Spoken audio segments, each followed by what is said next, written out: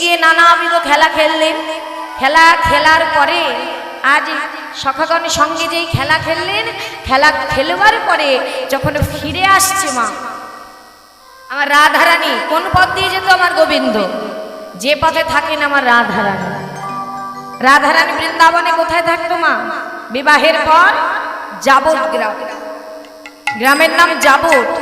ওই যাবট গ্রামে রাধারানীর শ্বশুরালয়, মানে যাকে বলি আমরা শ্বশুর বাড়ি, সেই শ্বশুরালয় হচ্ছে রাধারানীর ওই যাবট গ্রামে। আর আমার গোবিন্দ প্রতিদিন ওই যাবট গ্রামে রাধারানীর ঘরের সামনে থেকেই গোষ্ঠে যেতেন। কেন মা? যদি একটু রাধারানীকে দেখা যায়, রাধে রাধে, যদি একবার ওই চাঁদ বদনীর বদনটা একবার দেখতে পাই, তাই ওই বুক পাতা আশা নিয়ে গোবিন্দ চলে যেতেন। আর ঠিক তাই আমার রাধা গোবিন্দ দেহ দুটি কিন্তু তাদের আত্মাত্ম একটি মা। যখনই গোবিন্দ আসতো আর রাধারানী অন্তরে সাড়া পেয়ে যেত, আমার বধূ এসেছে। তাড়াতাড়ি করে অট্টালিকার উপর থেকে ছুটে এসে বধূকে লুকিয়ে লুকিয়ে দর্শন করতেন। আর গোবিন্দ তাকে নয়নে নয়নে দেখতেন, কথা বলতেন না মা। কেন? ওই যে ঘরে আছে শাশুড়ি আর ননদি, জটিলা আর কুটিলা, যদি জানতে পারে তাহলে এই দর্শনটু নয়নে নয়নে দেখাটাও তাদের হবে না। তাই তারা কি করতেন? কথা না বলে ইশারা ইঙ্গিত করে, ইশারা করে কথা বলতেন, বলে গোবিন্দ চলে যেতেন। তাহলে প্রতিদিনের নেই আজও যাচ্ছে। কেমন? গোবিন্দ যখন যাচ্ছে, রাধারানী আসছে গোষ্ঠ থেকে বাড়ি যাচ্ছে, তখন ওই মাথার কেশটা স্পর্শ করেছে গোবিন্দ, আর 10 অঙ্গুলি দেখিয়েছে রাধারানীকে। দেখিয়ে ইশারা করে কি বলে, সখীরা আছে বলে গোবিন্দ চলে গেল। অমনি সখীরা বললেন, রাধে, ও রাধে, তোর বধূ তোকে এত সুন্দর করে ইশারা করে তোকে কি বলে গেল রে? ওরে রাধে, আমাদের একটু বল না, আমরা একটু শুনি। সখীদের বলছে, কেন তোরা কি বুঝিসনি? না রে, তুই হলি কৃষ্ণদাসী হরিদাসী, তুই যা বুঝবি আমরা কি তা বুঝবো? বল, তুই একটু বল না কি বলেছি। তখন রাধারানী বলছে, আমার বধূ আমাকে বলেছি এই বৃন্দাবনে এই যে কেশটা স্পর্শ করেছে, অর্থাৎ কেশ নামক কুঞ্জ আছে, দুটি কুঞ্জ বৃন্দাবনে, একটা কেশর কুঞ্জ আর একটি হলো কেশী ঘাট। তাই বধূ আমাকে বলেছে আজ সুন্দর করে কেশর কুঞ্জ সাজাতে। ওই কেশর কুঞ্জটা আমি সাজাবো, আর বধূ আসবে, আমি তার চরণ সেবা করবো। বাবা হরি বল, হরি বল। সখীরা বড় আনন্দ পেয়েছে মা, রাধা গোবিন্দের যুগল হবে, এর থেকে আনন্দের কি আছে? বলছে তো বড় ভালো কথা রে, তাহলে আর দেরি করা যাবে না, চল চল রাধে, আমরা গিয়ে কুঞ্জ সাজাই। তখন রাধারানী বলছে, আমার কি ঘর থেকে বেরানো অত সহজ রে? কেন মা? কারণ রাধারানী থাকতো কৃষ্ণবাদীর ঘরে, তাই না? কৃষ্ণবাদী জটিলা কুটিলা, যেখানে কৃষ্ণকে ভালোবাসতো না, তাই না মা? কি কথাটা ঠিক তো? কতটা ঠিক? ও মা, আমরা সবাই জানি ওই জটিলা কুটিলা কৃষ্ণবাদী কৃষ্ণকে ভালোবাসে না, কিন্তু কেউ একবারও মনে বিচার করে দেখেছি যে এই বৃন্দাবনের বুকে এমন কেউ আছে ওই চাঁদ বদন দেখে তাকে ভালো না বেসে থাকতে পারে? পারে মা? কেউ পারবে না।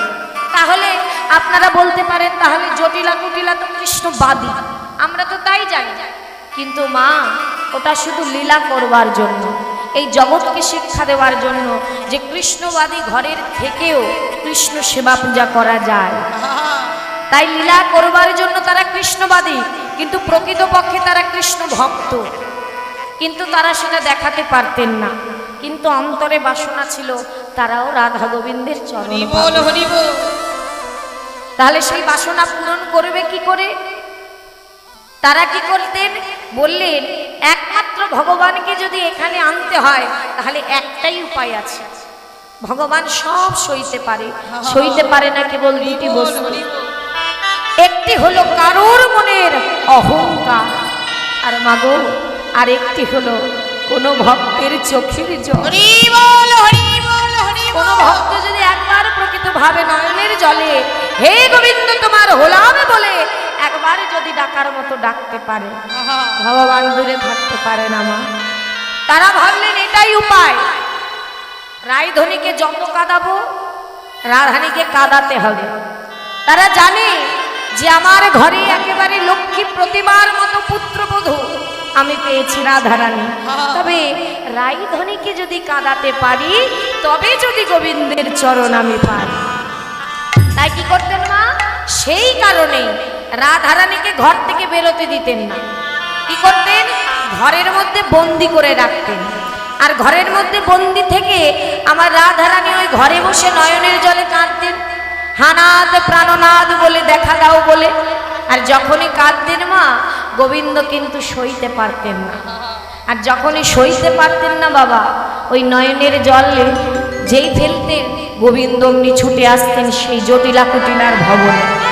আর যখনই ভবনে ছুটে আসতেন, ওই যমুনার ঘাটে তাদের যুগলটা না হয়ে ওই জটিলা কুটিলার ভাঙা কুঠিরে রাধা গোবিন্দের যুগল হতো। আর জটিলা কুটিলা ঘরে বসে যুগল দর্শন পেত। দেখেছেন মা, ভক্ত কত রকমের, তার বাসনা পূর্ণ হয়ে যেত। তবে আজ তার কি, সে কৃষ্ণবাদী, তাকে কৃষ্ণবাদী হতে হবে। তাই রাধারানী বলছে, দেখ আমি তো যাব, তোরা একটু অপেক্ষা কর, তাড়াতাড়ি করে মধ্যাহ্নকালীন, সে তো গৃহবধূ, মধ্যাহ্নকালীন সেবা শাশুড়ি ননদি স্বামীকে করালেন।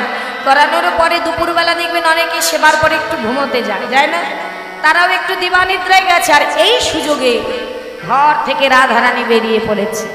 বেরিয়ে পড়ে বনে গিয়ে কৃষ্ণ নাম নিচ্ছে মা। রাধারানী কৃষ্ণ ছাড়া আর কিচ্ছু জানে না। কৃষ্ণ তার অন্তরে বাহিরে সদা সর্বদা শুধু কৃষ্ণ। তাই কৃষ্ণ নামে করছে আর পুষ্প চয়ন করছে কেমন ভাবি, কৃষ্ণ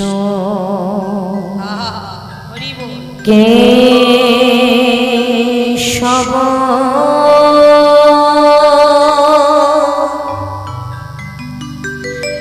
কৃষ্ণ কেশব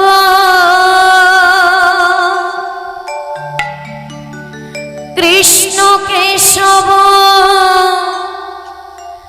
প্রাহিমা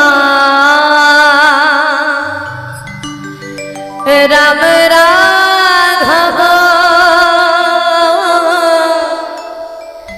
রাম রাঘব রাম রাঘব রক্ষ্মা। হরি বল হরি বল। কৃষ্ণ কেশব কৃষ্ণ কেশব ত্রাহিমা রাম রাঘব রাম রাঘব রাম রাঘব রক্ষমা। কৃষ্ণ কেশব কৃষ্ণ কেশব কৃষ্ণ কেশব রাধিমা রাম রাঘব রাম রাঘব রাম রাঘব রক্ষ্মা। হরি বল হরি বল।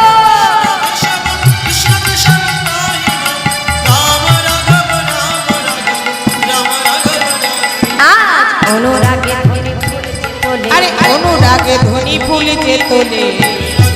ফুলছে তোলে, আজ কৃষ্ণ কৃষ্ণ কৃষ্ণ বলে অনুরাগে ধ্বনি ফুলছে তোলে। কৃষ্ণ কৃষ্ণ কৃষ্ণ আজ কৃষ্ণ কৃষ্ণ কৃষ্ণ বলে আরে অনুরাগে ধ্বনি ফুলছে তোলে, আরে অনুরাগে ধ্বনি ফুলছে তোলে। তাই কৃষ্ণ নাম গাইতে গাইতে পুষ্প চয়ন করে কুঞ্জ সাজিয়ে ফেললেন। কিমা কুঞ্জ সাজানো ভালো হয়েছে? কুঞ্জটা ভালো হয়েছে, খুব সুন্দর হয়েছে। এই যে কুঞ্জটা সাজালে, কুঞ্জটা সাজিয়ে এই কুঞ্জের মাঝে বসে পড়লেন কিমা রাধারানী। ঘোমটা টেনে বসে আছি, আর বধূ যা যা প্রসাদ পেতে ভালোবাসে সব সাজিয়েছি। ধূপ দ্বীপ প্রজ্বলিত করেছে, নানাবিধ সকল কিছু কুসুম পুষ্প তুলে রেখেছি, প্রসাদ রেখেছি, বধূ আসবে, খুব আনন্দ। কিন্তু এদিকে হঠাৎ গোবিন্দ, সে তো ঘরে গেছে, মায়ের কোলে ঘুমিয়ে আছে ক্ষীরসর নবনী সেবা করে। হঠাৎ তার মনে পড়েছে, তাই তো আমাকে তো রাধারানীর কাছে যেতে হবে, আর ঘুমালে চলবে না।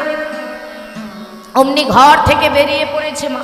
ঘর থেকে বেরিয়ে ছুটতে ছুটতে নিশিরাত্রে, রাত্রিবেলা একেবারে নিশিকালে ছুটতে ছুটতে যাচ্ছে রাধে রাধে রাধে বলতে বলতে রাধারানীর কাছে। তবে গেলে কি হবে মা, যেতে যেতে পথে হয়ে গেল একটা বাধা। রাধারানীর কাছে যেতে যেতে বাধা হয়ে গেল। বাধাটা কে মা?